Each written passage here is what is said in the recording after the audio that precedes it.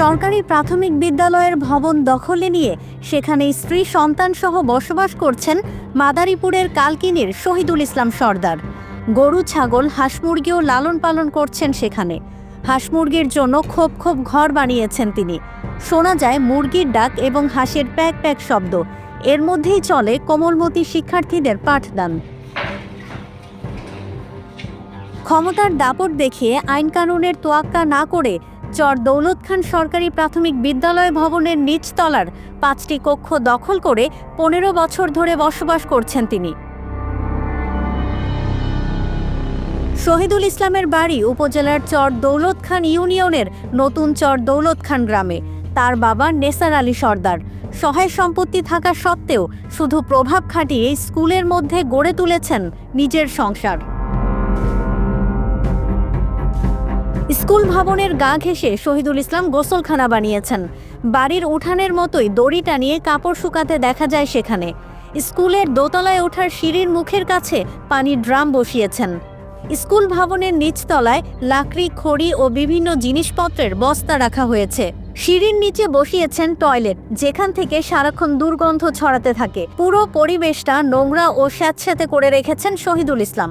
এরকম পরিবেশে ক্লাস করতে সমস্যার সম্মুখীন হচ্ছে শিক্ষার্থীরা।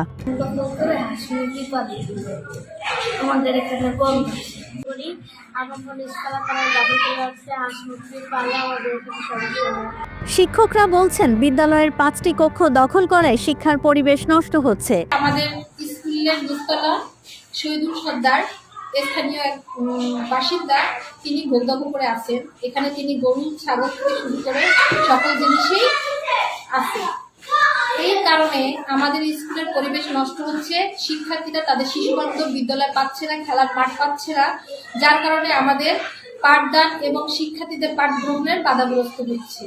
আমরা চাই অতি সত্বর এই দখল চলে যাক এবং আমরা যেন একটি সুন্দর বিদ্যালয় পেতে পারি, সেক্ষেত্রে কর্তৃপক্ষের দৃষ্টি আকর্ষণ। এ বিষয়ে কোনো কথা বলতে রাজি হননি শহীদুল ইসলাম সর্দার। ভবন খালি করতে প্রশাসন বারবার তাকে নোটিশ দিলেও তিনি তাতে কর্ণপাত করেননি, বরং জোর খাটিয়ে স্কুল ভবনেই রামরাজত্ব বাড়িয়ে চলেছেন। আমি অত্র উপজেলায় যোগদান করার পরে যখন আমার বিষয়টা আমি জানতে পারি যে আমাদের স্কুল ভবনটির কিছু অংশ অবৈধভাবে জনৈক শহীদুল ইসলাম দখল করে রেখেছে, তাকে সেখান থেকে সরে যাওয়ার জন্য আমি বারবার তাকে বলেছি এবং আমি সরজমিনে সেখানে গিয়ে তাকে এবং স্থানীয় লোকজনদেরকেও আমি বিষয়টা জানিয়েছি, কিন্তু উনি আমাদের কথায় কোনো ব্যবস্থা নেননি। তো বিষয়টি আমি পরবর্তীতে উপজেলা পরিষদকে অবহিত করি। উপজেলা পরিষদ থেকে আমাকে আশ্বস্ত করেছেন যে তারা শীঘ্রই এইটা উচ্ছেদের ব্যাপারে যথাযথ পদক্ষেপ গ্রহণ করবেন। মাদারীপুর থেকে বেলাল রিজভির তথ্য ও ভিডিও নিয়ে রিপোর্ট risingBD.com।